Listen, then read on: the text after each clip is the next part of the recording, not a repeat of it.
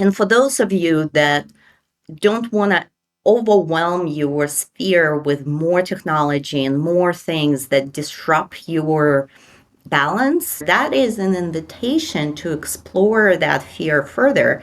It's likely stems from a very common basis we'll have, is that we're not enough. And so if I'm not enough, and here's this huge technology that knows it all, that amplifies your fear. And that might be you create different excuses. Oh, I need to minimize the tech or usage of apps or the computer time. All of that is an invitation to further develop yourself. Because I can assure you, we receive clues, and whether you are in technology, on the computer, walking, sitting, meditating, all of that information is through the field. Welcome to How I AI, the podcast featuring real people, real stories, and real AI in action. Hi, I'm Brooke, your host and guide on this journey of the real-world impact of artificial intelligence. For over 15 years, I've worked in creative marketing, events, and business strategy, wearing all the hats. I know the struggle of trying to scale and manage all things without burning out. But here's the game changer, AI. This isn't just a podcast. How I AI is a community, a space where curious minds like you come together, share ideas, and I'll also bring you exclusive discounts and insider resources because AI isn't just a trend, it's a shift. And the sooner we embrace it, the more freedom, creativity, and opportunities will unlock. Have you just started exploring AI and feel a bit overwhelmed? Don't worry, I've got you. Jump on a quick start audit call with me so you can walk away with a clear and personalized plan to move forward with more confidence and ease. Join my community of AI adopters like yourself. Plus, grab my free resources, including the AI Get Started Guide, or try my How I AI Companion GPT. It pulls insights from my guest interviews along with global reports so you can stay ahead of the curve. Follow the link in the description below to get started. Have you ever met someone who blends corporate precision with spiritual clarity? This week's guest, Natasha, did exactly that. After years of managing in tech at Microsoft, she traded boardrooms for breakthroughs, becoming a clarity coach, author, and a YouTuber, helping leaders get out of their own way and into their purpose. In today's conversation, we explore how she uses AI not as a cold machine, but as a creative collaborator, one that helps her write, film, and connect more deeply to her audience. She even credits AI with helping her overcome the fear of being on camera and scale her video-first coaching business. If you've ever wondered how technology and transformation can actually coexist, this episode will shift your perspective. All right, let's dive in. Welcome to another episode of How I AI. Today I have a very special guest. Her name is Natasha Clower. She is a clarity coach and mentor for men and a best-selling author. I am so happy to have you here today, Natasha. Thank you for being here. If there's anything you want to share and welcome our guests and expand on your background, I'd love to dig in some more. Well, thank you so much for having me. It's quite an honor, and it's such a fun topic. I will share a little bit about my background. I came from corporate technology world, and so I worked for many years at Microsoft. And so I would say I never been a bleeding edge adopter of the technology, but I was always looking for the cutting edge and testing it out. And so over the journey of my life, then I came into coaching. Not necessarily that I came into coaching. I basically gathered the guts to step into what I truly want to do. And this is how the connection of two worlds combined, the practical, the mystical, the spiritual, the transformational. Beautiful. I'm excited to chat with you about coaching and how it relates to AI and the mindset around it. I have a bit of experience coaching myself, and I think this is going to be a very unique conversation. I want to kick it away with, when did AI first enter your world? Not as just a tool, but something that really aligns with the work that you do. You can share how this door really opened into your world. I cannot recall a specific, moment of when it came about. I think for me personally, it was a very gradual exploration because I was seeking shortcuts, ease. That's kind of my mantra in life. How can I achieve X the easiest way? And I will test the path. And if it's not easy enough, I will switch. So to me, AI kind of fits into that definition of exploring methods that make my life easier.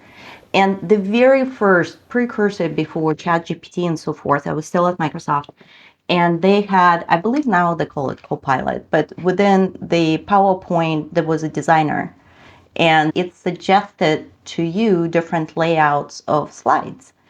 I loved it. I loved it as a collaboration tool, and I think that kind of gave me the opening into this world where we're at now, where there is so many, I would say, digital assistants help you with the collaboration. I think that was the first insight to a lot of individuals using AI on the practical space for work every day was Copilot. They did such a great job. In addition to Copilot, are there any other tools that you use consistently? What does your current tech stack look like? Wow, that one is a hard question because I do experiment with a lot of tools out of sheer curiosity, what they do, what they can do, how far they came along, and so forth. So currently, I would say I use a version of AI intelligence either embedded inside the tools or I directly go to those tools. So on a regular daily basis, I use Claude. If we're going through the full stack, I will narrate my ideas, my thoughts, and so forth into the phone. And then I use transcribe function, dictate transcribe function in a Word that it will transcribe it. And then I can plop it into Claude to format it. And to make sure that it's kind of tightened up or broken down in different elements. So I use Claude quite a bit. And lately, the way I started using it, it's not necessarily as an editor. That's kind of the role I assume the AI will function for me is editor, ask questions as of what am I missing, or if the person hears this or listens to it, what are the main aha moments? And then that gives me a chance to double check whether I think the message I want to convey is coming across or not, and then I go on my own and rewrite it. So that's kind of main buddy.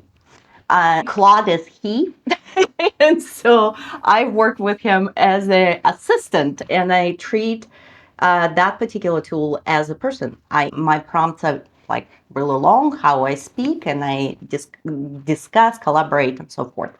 So that was a journey because in the beginning I started with ChatGPT and didn't particularly like it. I didn't like the style. It took way too many prompts to get to the output I wanted, and so I ended up spending more time communicating with that tool rather than getting the output. And so I switched to Claude for that. I use Gemini if I need to do research.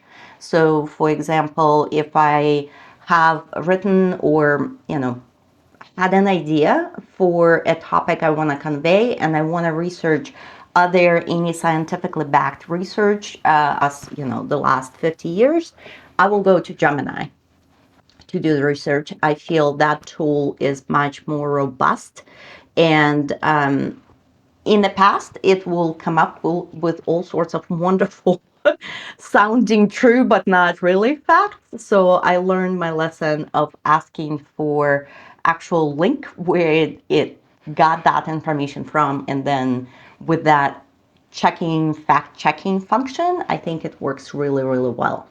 So those are just general, I think, what people, I assume, think of AI interactions that fill my day. And even on a regular basis, I don't think I go into a browser to, Google search or Bing search or whatever. I go to the AI, to whatever, either Gemini or Copilot, to get my answers. So it's a browser for me, more smart browser. Next one on my daily list, actually there's two of them. It's Filmora, the video editing software, and Canva. So within those, probably a lot of users know that there is the Magic in Canva, there is Magic Creator or something like this. I mean, it's so beautifully integrated in there that you don't even think that it is actually based on AI, and it creates those little nifty drawings. I really like the visual representation of the ideas, and so I do occasionally will go into, I think it calls Magic. I don't remember, Magic Studio or something like this. And I put the prompt that it needs to be in the pencil drawing or something like this. So it's just a stick figure to annotate the concept. I find it beautiful. Like, this is the one tool I feel is helpful if I need to convey something. Wow. I haven't used Canva Magic in that way with the transcripting and calligraphy. So that sounds like a cool use case. I'm going to try that soon. Yeah. So, and I discovered it by mistake, meaning I was searching for elements and graphics to add, and it was like suggested, and you can click show more, and boom, it opens up with so many. And then it gave me an idea of how to prompt it, because a lot of it, I feel it's not that AI is teaching us something. We are learning how to communicate, how to prompt, and do the prompt engineering. And that is the journey in itself, to make true garbage in, garbage out. If you're not conversing well and not being clear of what you want the outcome, there's no magic wand out there. AI cannot come up with, if you're not clear, AI not going to be clear. And the output would be really mudded. And so you're not going to like the output. So Canva is a little bit more of shortcuts in finding graphics that I need.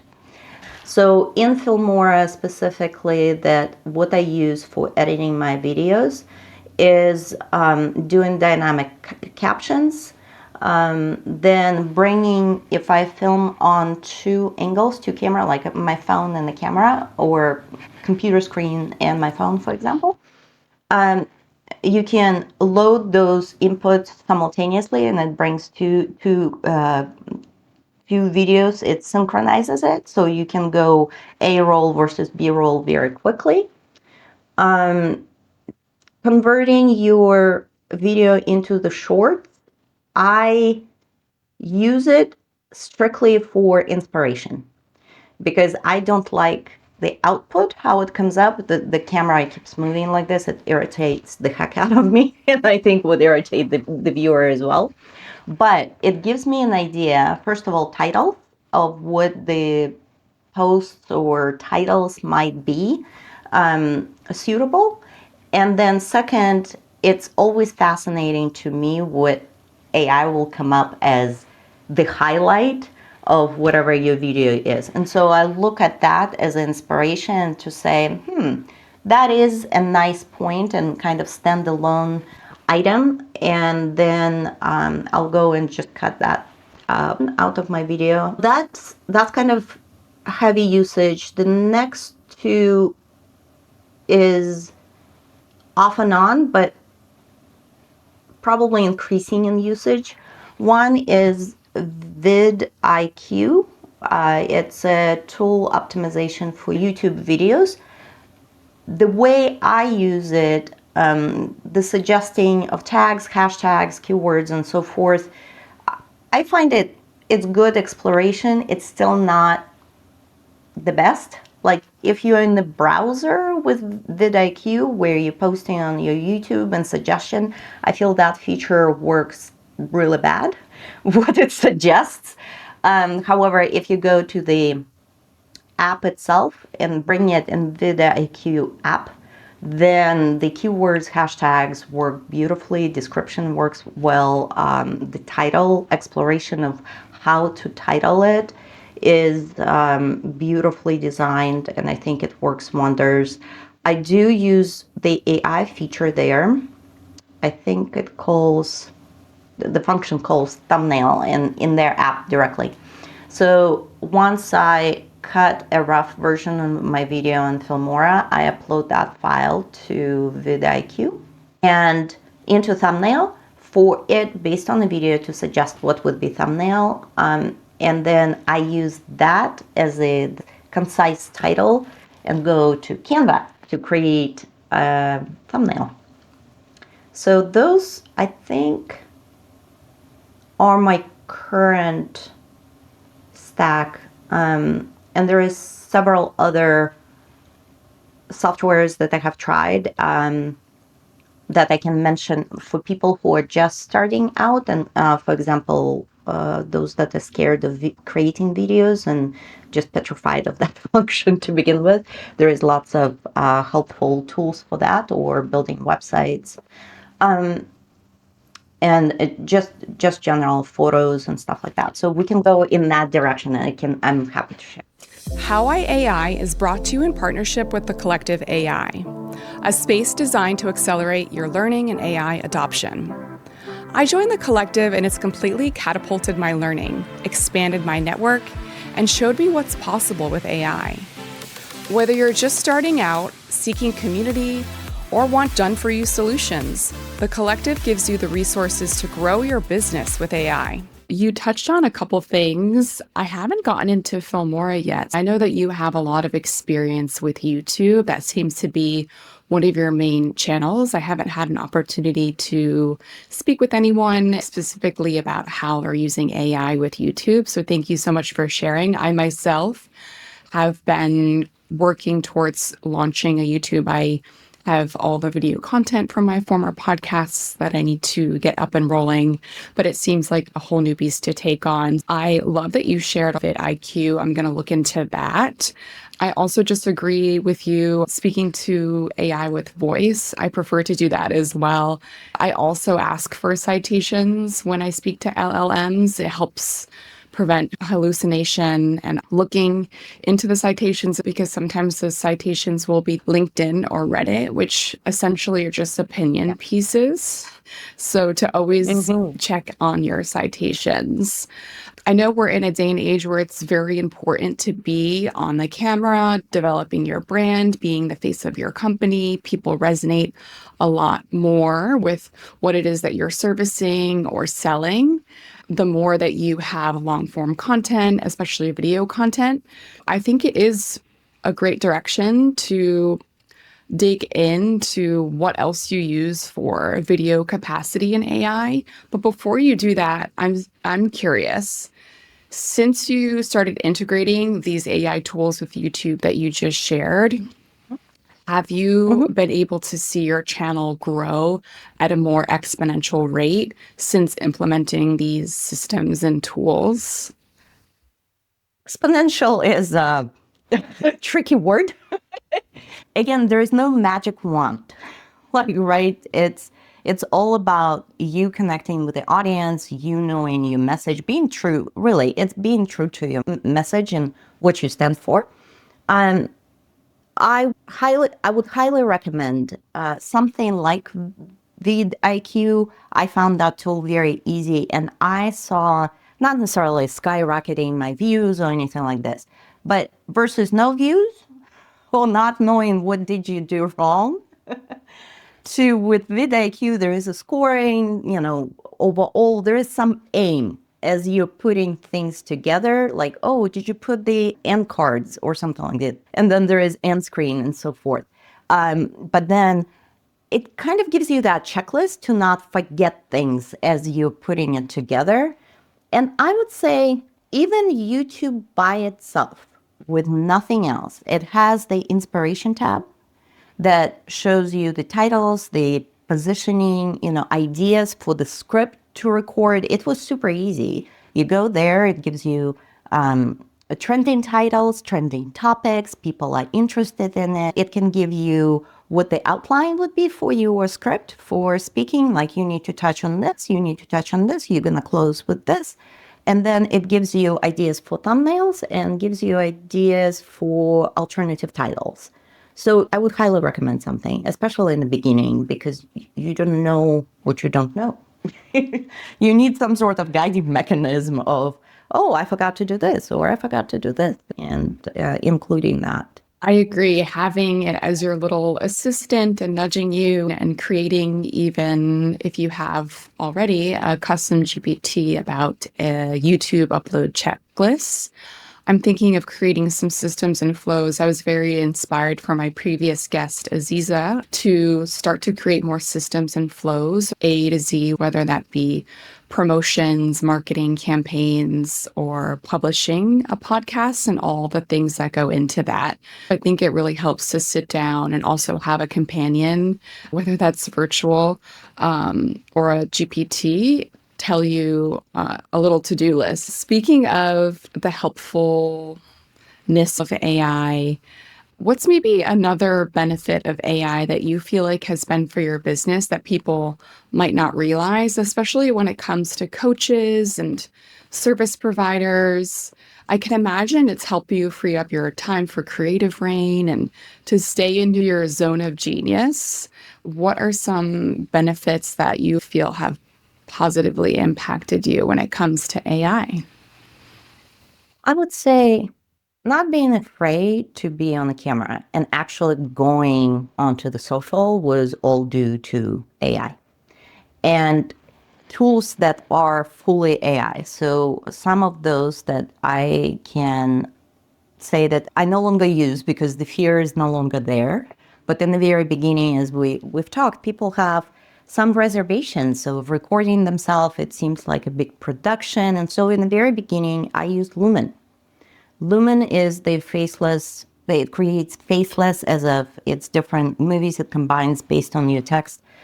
It's so easy to use. So easy to use. And it creates actually quite beautiful videos in a matter of few minutes, like 20 minutes. You can upload your audio, you can upload your text. And based on that, it will break it down to different frames. In each frame, it will find the movie that corresponds to that meaning of what it is you're talking. Then it will create, there is maybe 15 different layouts of how either it's going to be a slide with just annotating your text as a main point in there, or it's going to be a movie playing and stuff like this. And it will lay over a music that aligns with your message, like, background music. And boom, you just export it, it's done. Like, it's so easy. Wow.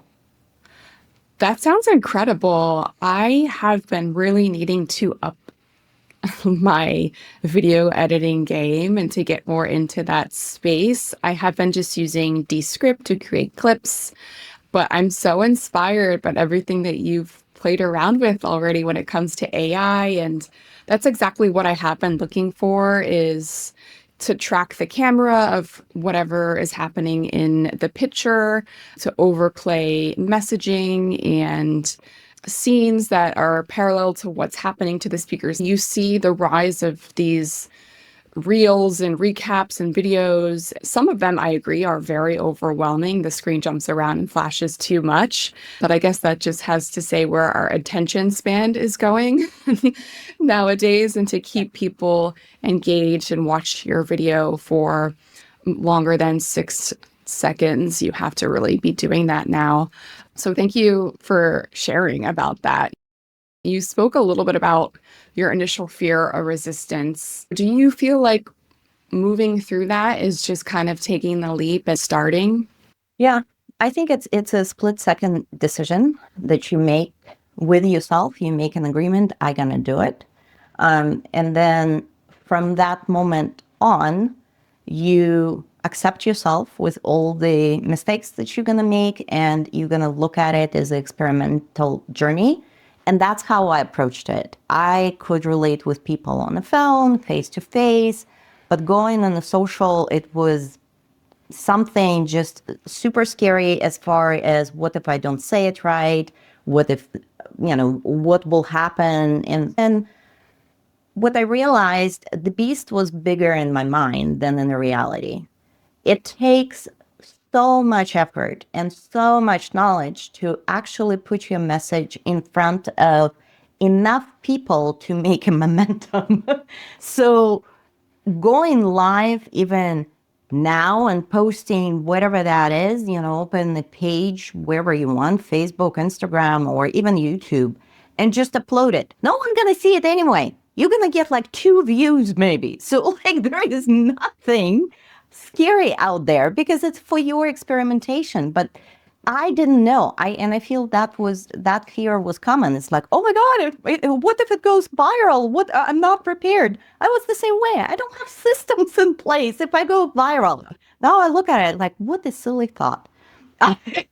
So at the end, I would say make a decision to do it and then be in congruency with yourself of what is easy for you. For example, you don't have time or money and you need to put something together very quickly. There is Astra, I think, is Astra is a theme that puts AI. There's several website building AI tools where you say little blurb, this is what I do, da, da, da. It spits out the whole website. It's enough. Like it's enough to get started. You don't have any professional pictures. I used AI tool. It took my normal home pictures. The problem was that I smile in all my home pictures, but the AI tool needs very serious face.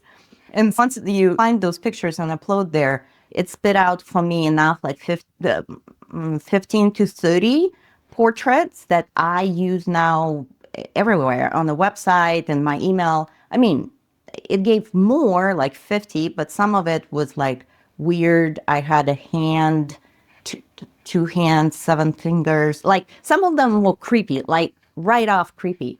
Others were like, wow, that's how I might look if I gain another 40 pounds and I would be 10 years older. So it was a fantastic journey from that perspective. Or like, well, this is really beautiful. It doesn't look like me. It looks like my sister. Like, I don't have a sister, but if I had a sister, that's how it would look. But out of that, you will be able to find at least 10 images that you can use that look kind of exactly like you. It has your impression, it has your vibe. Again, you don't need even to change out of your pajamas, right? To put this all together. And then with Lumen, you are there to convey your message. That's what I think people miss. You're not there to please someone. You're not there to provide entertainment. Disney and Pixar and Paramount up for that. Your purpose is convey your message. You are so driven. If you started in coaching business, it's because you have the yearning to say something, to say your way, to help people. Just stick to that, like focus on that and start, I would say, start with Lumen. You have your story, you have your teaching, you have your style, you have your revelation. Record that, upload to Lumen, see what it comes up with. And on the first slide, just plop your picture there as an opening slide. Then you're good to go. Upload it to YouTube or whatever social you want and see what happens. I mean, for me, not much happened. Not much happened until I learned all of those sort of techniques. What drives traffic. How other thing for if people are creatively blocked. I mean, first of all, we know that it's mental. No one, no one is really blocked, right? We possess an enormous amount of thoughts that are going like, I believe it's 60,000 thoughts that go through our mind a day. So to say that we're blocked is misnomer. But you need something that will spark that memory that you the thought or this idea resonates. And I use Hype Fury. It's a tool that was designed specifically for Twitter, now X platform. However, they expanded it now that You can write it, it's still geared a lot for Twitter. You can write the posts, those concise posts, but you can then make them post on your other social channels. And by itself, it saves time because you can populate lots of it. Like I sat down and I wrote 60 in one time and uploaded it all and just populated. And so off I go for 60 days. I have a post a day. It's a blurb, but it's something than nothing. You pretty much gave us all the tools to start our own video content business. I'm going to look into Astra, the website builder. What was the portrait builder you created? Because I've seen some of these auto-generated portraits and they eerily look like someone's fraternal twin, like them, but not really like them. Do you find that yours look like you? And what was that tool again? There is lots of tools out there that do the photos. I think I saw it on the LinkedIn or it was advertised on Instagram. And we can link to it after we record. This particular one has different settings with a white background, or you are in the outdoors. I found that outdoors do look photoshopped. So it didn't seem to be as natural, but there was a portrait mode, just black background. Those seem to be very good. The quality, from what I understood in my experience working with AI, is the volume of input. It will give you a range of number of pictures to import. And I did the max that they recommended. And I feel that's what increases the quality and what type of pictures. So you need to be facing the camera and your facial expression shouldn't be grinning or anything like this, but like just no smile.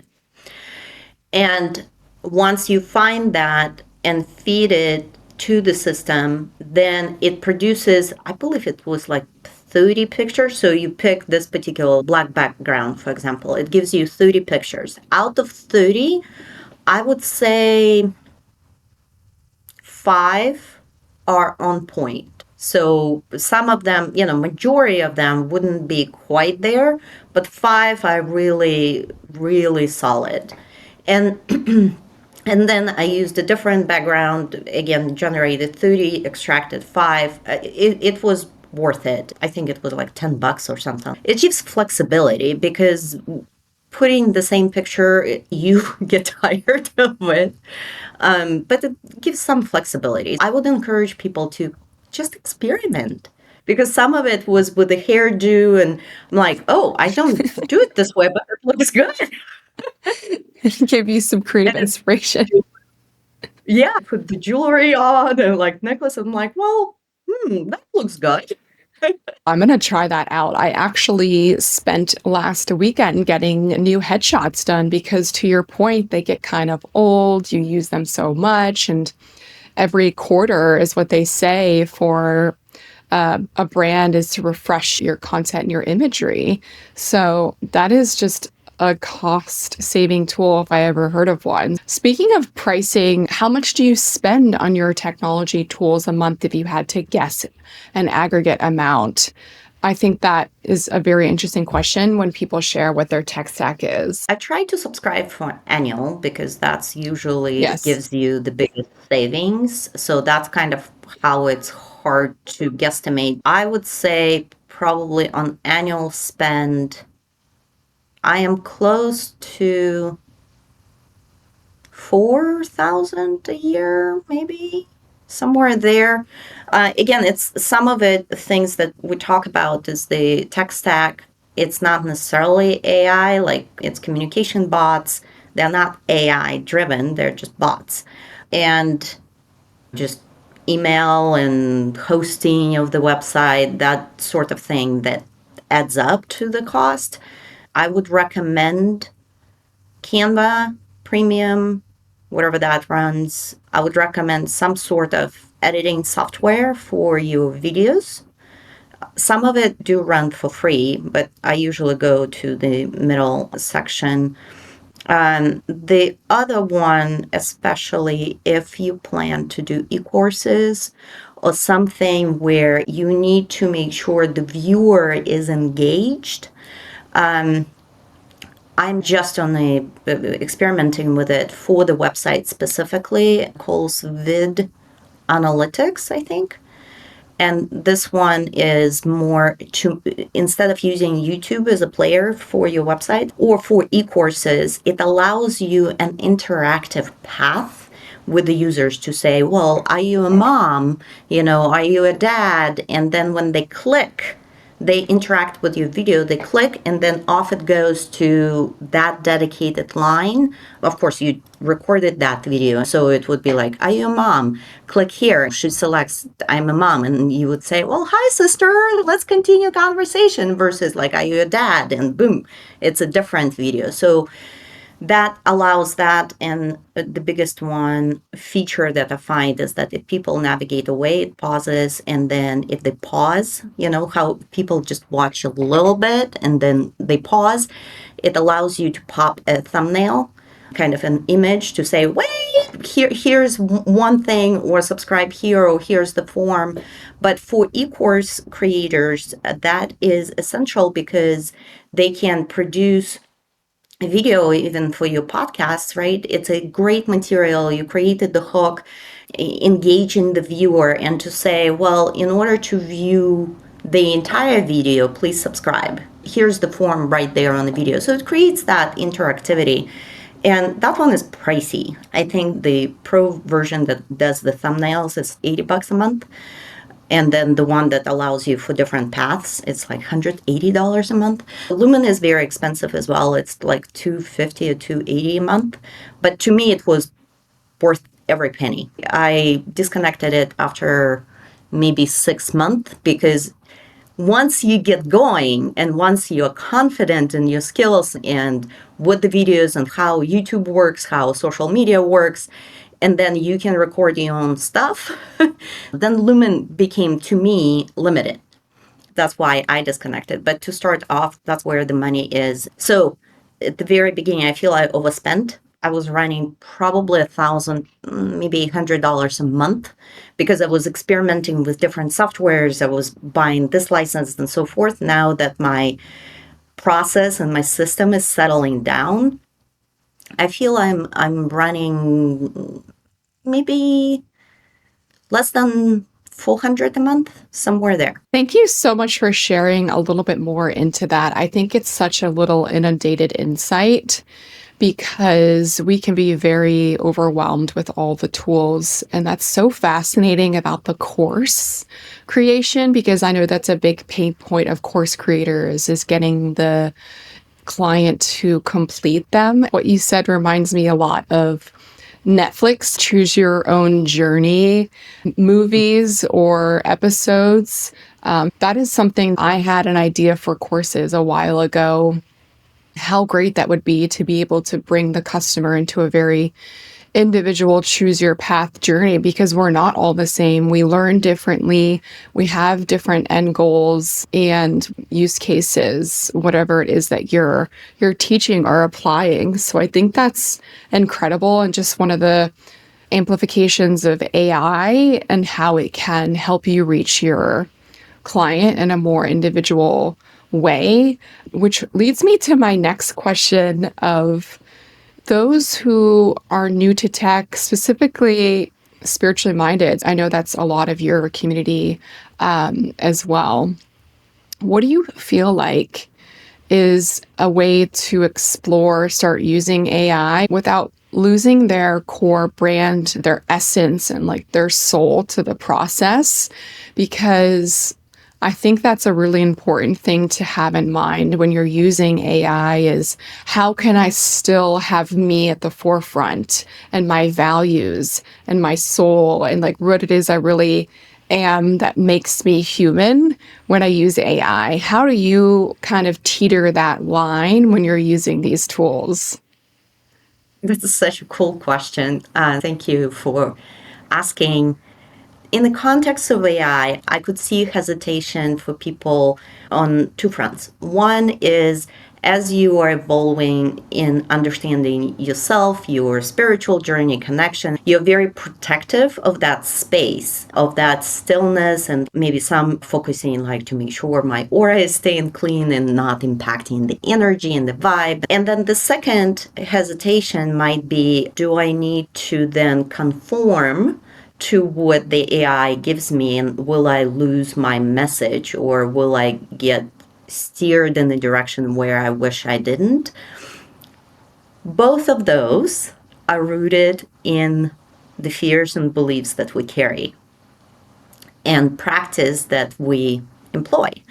So, for example, if your daily practice, spiritual or not, that you are fully aware of anything that transmutes around you is an opinion and a belief, and you are standing very firm in your power of choice. You have a choice of adopting that belief or remain that belief to stay in the ether as an opinion. That rule, that power of choice is with the AI. What the AI gives you, that's not the fact. That is an opinion at some point coded, generated, and so forth. If that opinion resonates with what you are, what your message is, you will feel it in your gut. This is on point. And in that case, it's not about the AI and what it gives you, but it's rather an answer. It's staying in the flow and allowing the universe to speak to you, if you will, from different mediums. It could be what you're scrolling on your phone and things that you see. It's like, oh, I've been thinking about it. Here's my answer. Or I am running ChatGPT and boom, it generates that idea, that answer. If you stay very centered about you as a being and you commuting, if you will, in that observation mode, it doesn't matter whether it's AI or any other tool, you are protected, for the lack of a better word. And the so that's as far as the belief goes.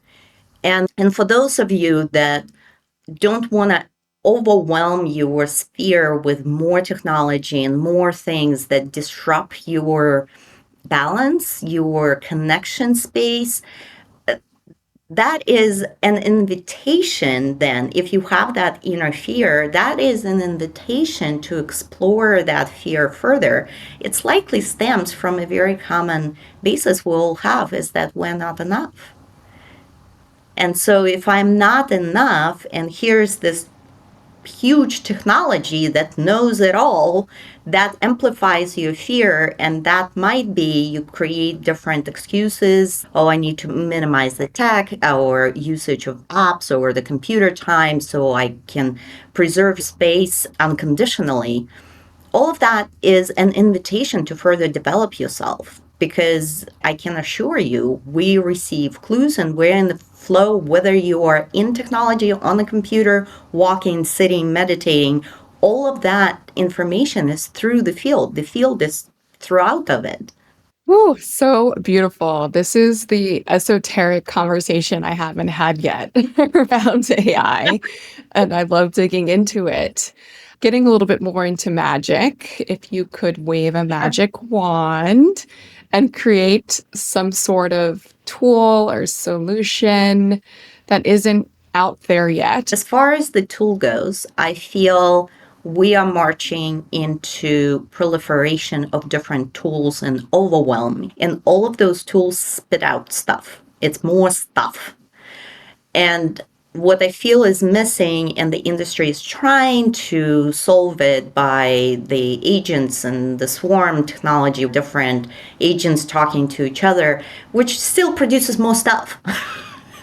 Which still produces more overwhelm. So if I were to wish for a solution there, I would say it's a quality assurance where stuff that comes out, there is some sort of tool that filters it through to say, even with ChatGPT output, instead of me doing 5 times the prompt until I get through it, can those first 4 prompts done by a quality assurance guard that is filtering it, and it's not on point, redo, not on point, redo.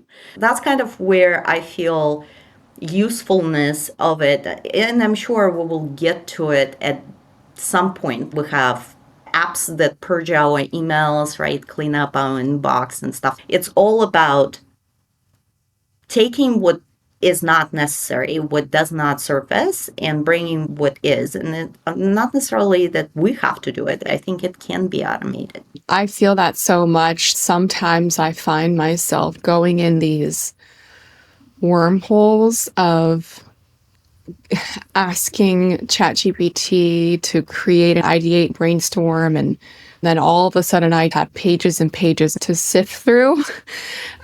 And it almost makes me feel like I'm back at square one, where it's just too much information for me to even grapple. So that's a really great point that you made. And this might be a good segue to share one final idea that you would want listeners to walk away with. Maybe there's something that you didn't get an opportunity to share yet, or something you'd want to expand on. I think the general advice that I wanted to share with those that hesitate to use AI is to not fear the change. The change is the only constant that we have in our life. AI is the new thing, as many more yet to come. And so embrace that. Don't fight it. See where it fits, but stay true to who you are, your message. That never can be taken away. Ever, no matter what the tool. Beautiful, beautiful last point to be made there. I feel so grounded in this conversation and empowered, right? I think sometimes we need to remember who's in control and get more empowered around the effectiveness and use of these tools and solutions. So I can't thank you enough, Natasha. This has been such a fun, unique way to speak about AI, and something that might not be out there quite yet, and something a lot of people have been wanting to dive into. So I appreciate your unique experience and your time, and I learned a lot today about video editing and tools. I finally have more of a clear path towards going into that realm. So you inspired me. So that was great. I want to see where listeners can reach out to you. Where can they find you? Where should they go to if they want to connect? Oh, I appreciate it. First of all, this was such a blast. And it's funny that you mentioned that you have now a clear path. That's kind of my signature, why I call myself a clarity coach, because that's the outcome of all the conversations that I engage on a daily basis. So people can find me on natashaclower.com, or it's Natasha Clower YouTube, or on X, or on LinkedIn. I'm also on Instagram and Facebook. But those three, LinkedIn, X, and YouTube, is where I post daily, just the reminders of consciousness, reminders of us being more centered, grounded, with no compromise, just being on the go and being us, being the being. Being the being. Thank you, Natasha. I appreciate you. Thank you so much. This was fun. Wow. I hope today's episode opened your mind to what's possible with AI. Do you have a cool use case on how you're using AI and want to share it? DM me. I'd love to hear more and feature you on my next podcast. Until next time, here's to working smarter, not harder. See you on the next episode of How I AI. This episode was made possible in partnership with the Collective AI, a community designed to help entrepreneurs, creators, and professionals seamlessly integrate AI into their workflows. One of the biggest game changers in my own AI journey was joining this space. It's where I learned, connected, and truly enhanced my understanding of what's possible with AI. And the best part, they offer multiple membership levels to meet you where you are.